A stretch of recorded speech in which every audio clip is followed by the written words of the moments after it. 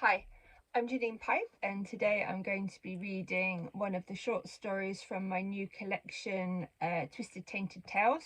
But first of all, I would like to say a big thank you to Sadie for inviting me to be part of this, and of course, a very happy birthday. The story is called They. It was an early Sunday morning in December. You know the type, cold and drizzling, a dull, dark day. But we were 11 and invincible. We didn't care about getting wet.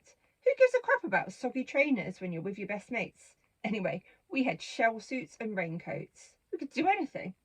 We rode across the field as always, the warning of "try to be back by lunchtime" ringing in our ears, knowing where we were headed. The storm drains. Large concrete cylindrical tunnels that ran the length of the stream in the field opposite our houses. Outside was covered in crude graffiti. I don't know who poor Sally was, but someone thought she was a total slag. Looking back now, it was foolish and dangerous. But you don't care about stuff like that at the time. We would dare each other to run through it, see who was fastest, who could stay there in the middle where it was pitch black the longest. I'd made it for 5 minutes once. That was until I felt a small chittering body scamper over my foot. I may have been foolhardy, but there was no way I was going home with rat bites.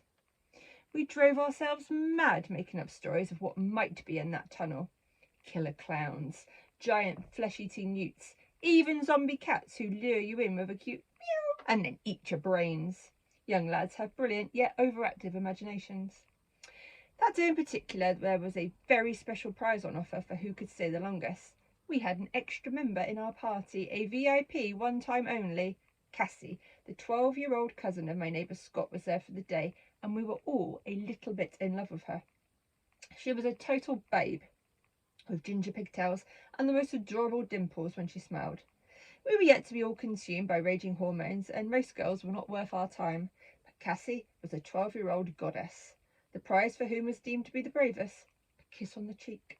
This had already blown our 11-year-old minds, so we were feeling especially courageous that day.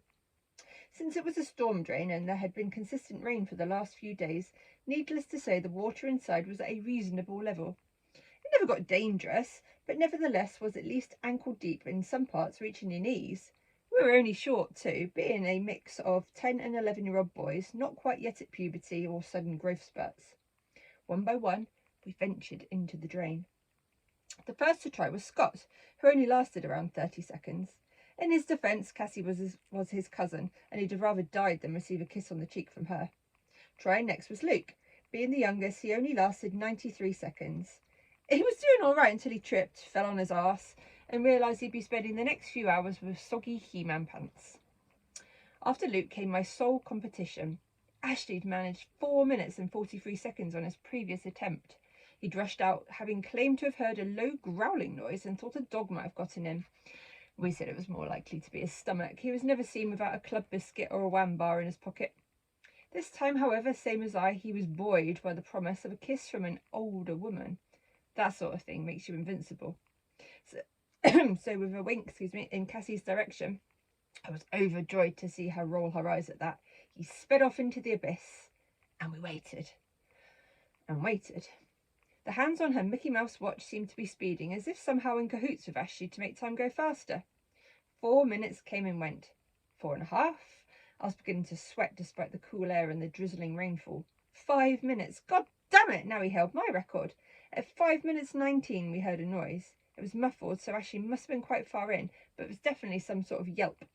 Then we heard a splash, and at exactly 5 minutes and 27 seconds he came tearing out of the pipe, panting and looking like shit. "What's up, Ash? Did your guts start talking to you again? Ha!" Looking up from me where he dropped to the floor, he glared. "Fuck off," was the reply. "It weren't my guts. There's something in there, I swear." Of course we all laughed at him, because that's what kids do.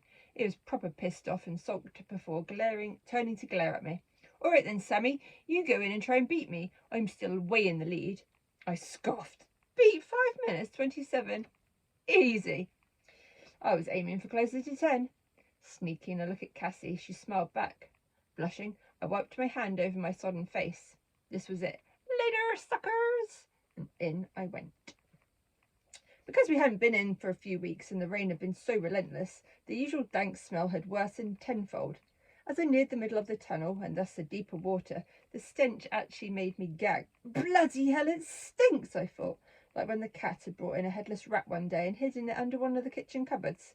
The whole house reeked, and my dad had to remove all the kickboards until he found the rotting corpse. It was like that in this tunnel, only worse. Much worse. Hurrying, I stumbled on a little further than usual, trying to escape the smell. Maybe a tramp had crawled in here to escape the cold and took a dump. Keeping my feet to the side as much as possible, I aimed to avoid soaking my trainers. It occurred to me I was now venturing into a part of the drain thus far undiscovered. Virgin territory, if you will. You see, the other end of the pipe was obscured by trees, and even small animals would have trouble squeezing through the branches and negotiating the grating. We were lucky our end was open, and the original grate was broken, so we were able to crawl through the space with ease. As the other end remained shut, there was very little light admitting into the tunnel, and on a dank day like today, the darkness oozed like a living thing.